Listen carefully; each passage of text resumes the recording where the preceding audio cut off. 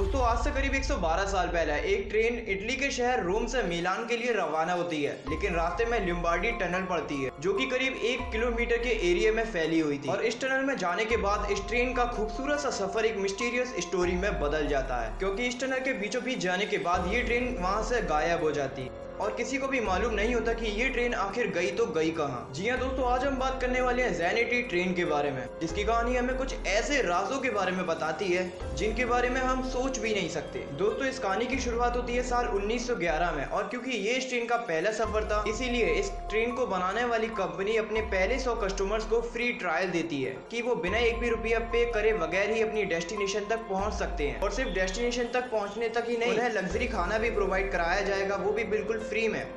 क्योंकि दोस्तों कंपनी को ये बात पता थी कि वो एक फ्री ट्रायल दे भी देते हैं तो उन्हें इससे कोई बड़ा नुकसान नहीं होगा, लेकिन इस काम से उनकी बहुत ही अच्छी तरीके से एडवर्टाइजमेंट हो जाएगी। और इसी तरीके से 100 पैसेंजर्स और 6 क्रू मेंबर्स के साथ इस ट्रेन का पहला सफर शुरू हो जाता है। और दोस्तों इसी तरीके से कुछ घंटों का सफर तो बीत जाता है और ये ट्रेन बहुत ही तेजी से अपनी मंजिल की ओर बढ़ती जा रही थी। लेकिन दोस्तों कुछ ही घंटों का ये सुहाना सफर तय करने के बाद इस ट्रेन का बुरा वक्त शुरू होने वाला था। कुछ ही देर बाद ये दोस्तों उस टनल के बिल्कुल सामने थी जिसकी मैंने शुरू में बात करी थी। अब दोस्तों वहाँ कुछ होता ऐसा है कि ये ट्रेन उस टनल के एक साइड से अंदर तो जाती है लेकिन दूसरी साइड से बाहर नहीं आती, और ये 3 डब्बों वाली ट्रेन इस दुनिया से हमेशा हमेशा के लिए गायब हो जाती है, जो ना तो उस वक्त ढूंढने पर मिलती है और ना ही 112 साल बाद इसका कोई अता पता है। और फिर जब एक दिन बीतने के बाद भी ये ट्रेन उस टनल से बाहर नहीं निकलती तो इसीलिए इटली में इस ट्रेन को ढूंढने का मिशन शुरू कर दिया जाता है।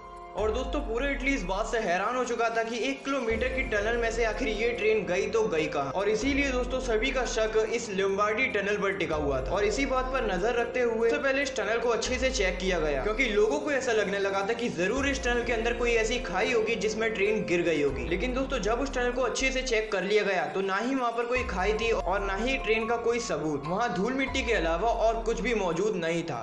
और इसीलिए दोस्तों बहुत वक्त बीत जाने के बाद भी इस ट्रेन का कोई अता पता नहीं चलता। दोस्तों तभी मैक्सिको से 2 आदमी आते और कहते हैं कि वो दोनों भी उस ट्रेन के सफर का हिस्सा थे, और कहते हैं कि ट्रेन के उस टनल में जाने से पहले ही वो दोनों कूद जाते हैं, क्योंकि दोस्तों उन दोनों का कहना था कि उस टनल में जाने से पहले उस ट्रेन में काला धुआं फैलने लगा और अजीब अजीब सी आवाजें भी सुनाई देने लगी थी। और इसीलिए उन दोनों ने हिम्मत कर चलती हुई ट्रेन से ही छलांग लगा दी और किस्मत से वो दोनों बच भी गए। और क्योंकि उस ट्रेन की रफ्तार काफी ज्यादा थी इसीलिए उन दोनों को काफी चोटें भी आई, और इसीलिए वो दोनों कई घंटों तक उस जगह पर बेहोश पड़े रहे और उन्हें पता नहीं चल सका कि उस ट्रेन के साथ आखिर बाद में क्या हुआ। लेकिन दोस्तों उस वक्त एक बड़ी प्रॉब्लम सामने आ रही थी कि उन दोनों की ही दिमागी हालत ठीक नहीं थी, और इसी वजह से उन दोनों की बात पर यकीन करना इटली की गवर्नमेंट को ठीक नहीं लगा। लेकिन इस दावे के कुछ दिनों बाद एक और पॉइंट पर दावा सामने आता है, और ये दावा किया था मैक्सिको की एक डॉक्टर ने।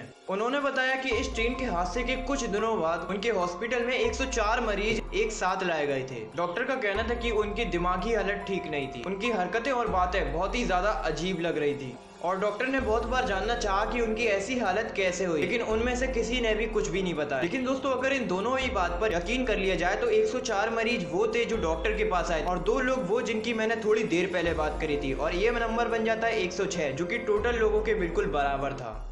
लेकिन दोस्तों उस डॉक्टर ने बताया कि वो 104 मरीज इलाज के बाद कहाँ गायब हो गए वो उन्हें खुद भी नहीं पता चला, और फिर जो एक किरण निकली थी जो इस पहेली को सुलझा सकती थी वो भी मिट जाती है। और दोस्तों जब इटली को इस ट्रेन का कोई भी सबूत नहीं मिलता उन्होंने बताया कि ये ट्रेन जरूर टाइम डायलेशन में फंस गई होगी, और आज भी ये ट्रेन टाइम डायलेशन में कहीं बहुत आगे या पीछे सफर कर रही होगी। और इसी टाइम डायलेशन की बात को लेकर एक दावा मैक्सिको में भी किया गया। लेकिन दोस्तों जब ये दावा मैक्सिको में किया गया था तो वो साल था 1840, यानी कि दोस्तों इस ट्रेन के बनने से भी 71 साल पहले। दोस्तों ये सोचने वाली बात है कि ऐसा कैसे पॉसिबल हो सकता है, कोई चीज बनी भी ना हो और उसे 71 साल पहले ही देख लिया गया हो। और इसी तरीके से इस ट्रेन को भी मैक्सिको में देख लिया गया कि बनने से 71 साल पहले। और दोस्तों अगर इन सारे सबूतों को एक साथ मिला दिया जाए तो एक ही पॉइंट सामने निकल कर आता है, जो पॉइंट ये चीख चीख के कहता है कि आखिर ये ट्रेन गई तो उस टनल में ही थी, लेकिन इसे जमीन निकल गई या आसमान खा गया इसका कोई पता नहीं। लेकिन दोस्तों मैं टाइम डायलेशन की बात पर यकीन नहीं करता था, क्योंकि दोस्तों आप ये सोचकर देखो कि कैसे एक 3 डब्बों वाली बड़ी ट्रेन